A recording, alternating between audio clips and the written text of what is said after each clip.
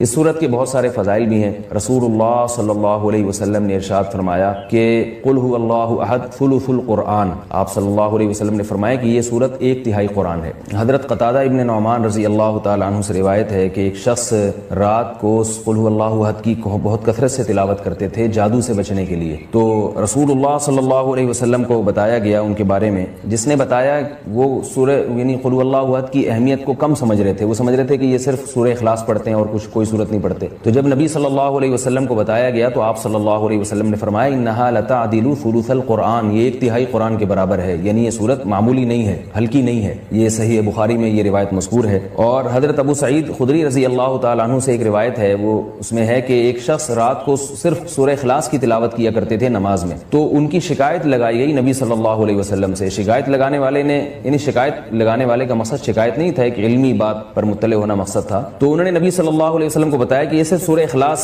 پڑھتے ہیں، یعنی وہ بھی سمجھ رہے تھے کہ یہ تو ایک چھوٹی سی صورت ہے اور بھی قرآن پڑھنا چاہیے۔ تو آپ صلی اللہ علیہ وسلم نے اس موقع پر بھی فرمایا کہ انہا لتعدل ثلث القرآن، فرمایا کہ یہ صورت ایک تہائی قرآن کے برابر ہے، یعنی یہ صورت معمولی صورت نہیں ہے۔ طرح حضرت عائشہ رضی اللہ تعالی عنہا سے روایت ہے کہ آپ صلی اللہ علیہ وسلم جب بستر کی طرف جاتے تو آپ صلی اللہ علیہ وسلم قل هو اللہ احد، قل اعوذ برب الفلق، قل اعوذ برب الناس، یہ تینوں صورتیں پڑھ کے اپنے ہاتھ پہ پھونک مارتے اور اپنا ہاتھ پورے جسم پہ پھیر لیتے۔ یہ اہتمام آپ صلی اللہ علیہ وسلم نے اس وقت فرمایا جب آپ صلی اللہ علیہ وسلم پر جادو ہوا، اس کے بعد آپ صلی اللہ علیہ وسلم کا ہمیشہ یہ معمول رہا ہے۔ یہ بھی صحیح بخاری کی روایت ہے۔ صحیح بخاری کی ایک اور روایت میں ہے کہ حضرت عائشہ رضی اللہ تعالی عنہ فرماتی ہیں کہ ایک مرتبہ رسول اللہ صلی اللہ علیہ وسلم نے جہاد کے لیے ایک لشکر بھیجا، تو اس میں جو امام تھے وہ سورہ اخلاص کی بہت زیادہ تلاوت کیا کرتے تھے نماز میں۔ صحابہ کرام کا جب یہ لشکر واپس لوٹا ہے تو آپ صلی اللہ علیہ وسلم کو بتایا گیا کہ یہ سورہ اخلاص بہت زیادہ پڑھتے تھے نماز میں، تو آپ صلی اللہ علیہ وسلم نے ان سے پوچھا کہ تم یہ کام کیوں کرتے تھے، سورہ اخلاص تم اتنی زیادہ کیوں پڑھتے تھے؟ تو ان صحابی نے فرمایا کہ اس میں رحمان کے اوصاف بیان کیے ہیں، اللہ کی حمد و ثنا ہے،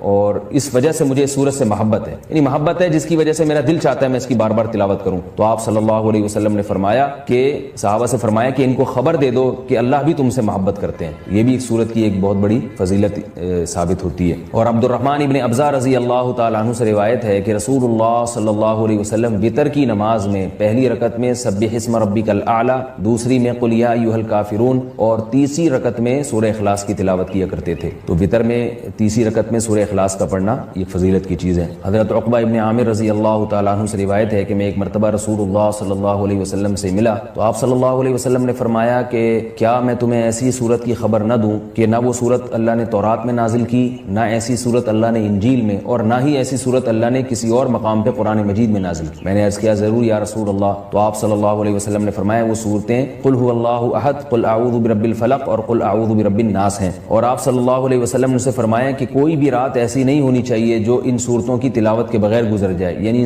ہر رات میں یہ تینوں صورتوں کی تلاوت لازمی کیا کرو۔ تو عقبہ ابن عامر رضی اللہ تعالیٰ عنہ فرماتے ہیں پھر پوری زندگی مجھ سے کبھی بھی ان تینوں صورتوں کی تلاوت رات میں نہیں چھوٹی اور کبھی بھی ناغہ نہیں ہوا۔ اور حضرت ابو ہریرہ رضی اللہ تعالیٰ عنہ سے ایک اور روایت ہے کہ رسول اللہ صلی اللہ علیہ وسلم نے کسی شخص کو قل اللہ احد کی تلاوت کرتے ہوئے دیکھا تو آپ صلی اللہ علیہ وسلم نے فرمایا کہ واجب ہو گئی۔ صحابہ نے پوچھا یا رسول اللہ کیا چیز واجب ہو گئی؟ آپ نے فرمایا کہ اس کی تلاوت کرنے والے کے لیے جنت واجب ہو گئی۔ یہ تو اس صورت کے کچھ فضائل تھے جو میں نے آپ کے سامنے بیان کیے۔ اس صورت میں ہمیں اسباق کیا ملتے ہیں؟ پہلی تو سبق ہمیں توحید کا ملتا ہے کہ اسلام توحید کے بغیر کامل نہیں ہے، بلکہ اسلام مقبول ہی نہیں ہے۔ آج بہت سارے لوگ اللہ تعالیٰ کو معبود تو کہتے ہیں مگر اللہ کے سوا مشکل کشا، حاضر ناظر اور مختار کل ایسے ایسے الفاظ ایجاد کیے ہوئے ہیں جو غیر اللہ پر بھی اس کا اطلاق کرتے ہیں۔ بعض لوگ قبر پرستی کا شکار ہیں، بعض لوگ رسول اللہ صلی اللہ علیہ وسلم کو عالم الغیب کہتے ہیں، حاضر ناظر کہتے ہیں، جبکہ ہمیں اس صورت میں کیا سبق مل رہا ہے کہ اللہ یکتا ہے، اس جیسا کوئی بھی نہیں۔ تو اللہ اگر مشکل کشا ہے، حاجت روا ہے، تو پھر اگر ہم مخلوق کو بھی مشکل کشا اور حاجت روا کہہ دیں تو اس کا مطلب یہ ہوا کہ مخلوق بھی اللہ جیسی ہے۔ اس لیے کہ جو معبود ہے اس کی دو بنیادی صفات ہیں، علم اور قدرت۔ معبود میں دو چیزوں کا ہونا ضروری ہے، یعنی آپ جس کی عبادت کرتے ہیں اس میں دو صفات کا اعلیٰ وجہ الکمال ہونا ضروری ہے۔ ایک یہ کہ اس کی قدرت کامل ہو، وہ جو چاہے کر سکتا ہو،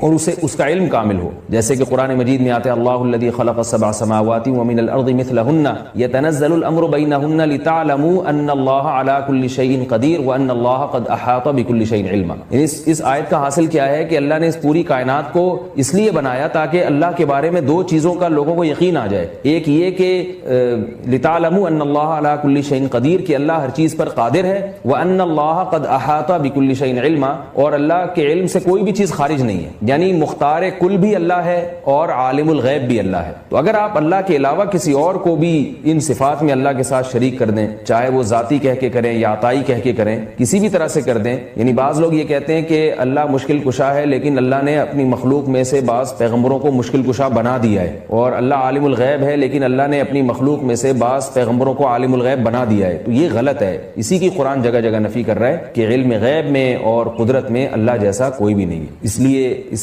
سورت سے ہمیں یہ سبق ملتا ہے۔ دوسرا ہمیں سبق ملتا ہے کہ لم یلد ولم یولد، کہ اللہ کے بارے میں یہ عقیدہ رکھنا کہ اس نے جنا ہے، جیسے کہ عیسائی کہتے ہیں حضرت عیسیٰ علیہ السلام اللہ کے معاذ اللہ بیٹے ہیں، تو اللہ نے کسی کو نہ تو بیٹا بنایا اور نہ اللہ نے جنا۔ بعض عیسائی کہتے ہیں کہ اللہ نے حضرت عیسیٰ کو جنا ہے معاذ اللہ، لیکن عیسائیوں میں جو جمہور ہیں وہ یہ کہتے ہیں کہ اللہ نے جنا تو نہیں ہے، لیکن آج انشاءاللہ اس کے بارے میں، دعا کے بارے میں کچھ بات کروں گا کہ ہم لوگ دعاؤں سے بہت زیادہ غافل ہیں۔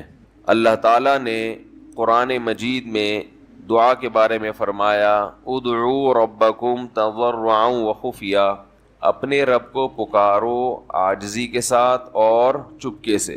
جیسے اللہ نے نماز کا حکم دیا، اللہ نے زکوٰۃ کا حکم دیا، بالکل اسی طرح سے اللہ نے مانگنے کا حکم بھی دیا ہے کہ ہم کس سے مانگیں؟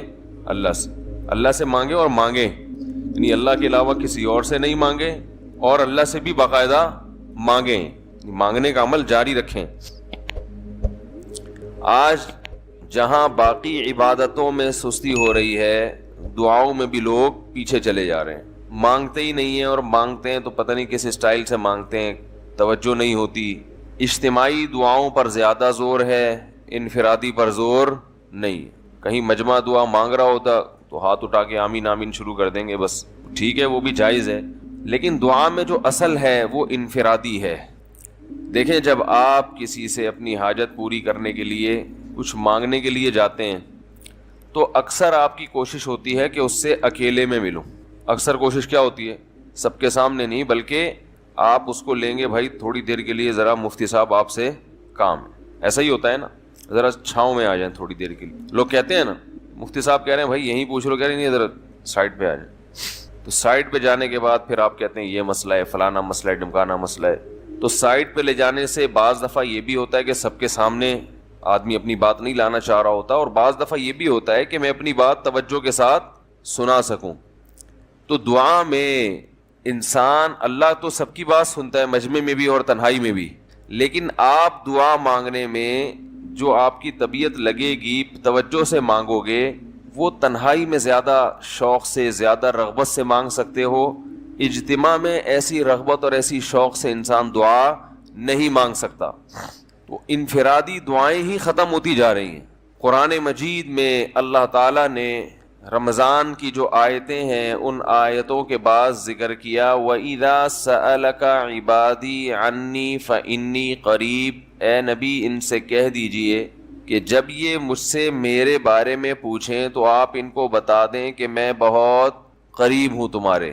اجیب دعوت الداعی اذا دعان، جب کوئی پکارنے والا، دعا مانگنے والا مجھ سے دعا مانگے گا تو میں اس کی پکار کا جواب بولے بھائی، اس پکار کا جواب دوں گا۔ پکار کا جواب دینے کا مطلب کیا ہوتا ہے؟ قبول کروں گا اس کی دعا۔ جواب کا یہ مطلب نہیں کہ اچھا میں نے سن لیا ہے چلو، ایک جواب تو یہ بھی ہوتا ہے نا، اچھا اب چپ ہو جا۔ ہم کسی کو پکار رہے ہوں، اگلا کہتے ہیں اچھا بھائی ٹھیک ہے، پتہ چل گیا، اب چپ کر کے بیٹھ جاؤ آرام سے۔ تو اللہ تعالیٰ جب جواب دیتے ہیں تو کیا مطلب ہوتا ہے کہ اللہ تعالیٰ وہ دعا قبول کر رہے ہیں۔ ہم دعا کثرت سے مانگتے کیوں نہیں ہیں؟ اس کی وجہ یہ ہے کہ ہمارے ذہن میں ایک چیز شیطان نے بٹھا دی ہے کہ مانگو تب بھی ویسے کے ویسے ہی ہیں، نہیں مانگو تب بھی ویسے کے ویسے۔ وہ فلاں آدمی تو نہیں مانگتا، وہ تو پھر بھی اس کی تنخواہ اچھی مل رہی ہے، اور میں تو کئی سالوں سے دعائیں مانگ رہا ہوں، اے اللہ میری تنخواہ ڈبل نہیں کر سکتا تو کم از کم 50% ہی بڑھا دے، تو میں تو وہیں کا وہیں ہوں، میری تنخواہ میں تو کوئی اضافہ ہو نہیں رہا۔ تو ہم تو دیکھتے ہیں کہ ادھر دعا مانگو کچھ بھی نہیں ہو، سوائے ثواب کے کچھ بھی نہیں ملتا۔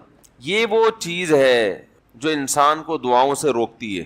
حالانکہ ہم پیغمبروں کی زندگی دیکھتے ہیں تو بات بات پر دعائیں مانگتے تھے، بہت کثرت سے، بہت زیادہ۔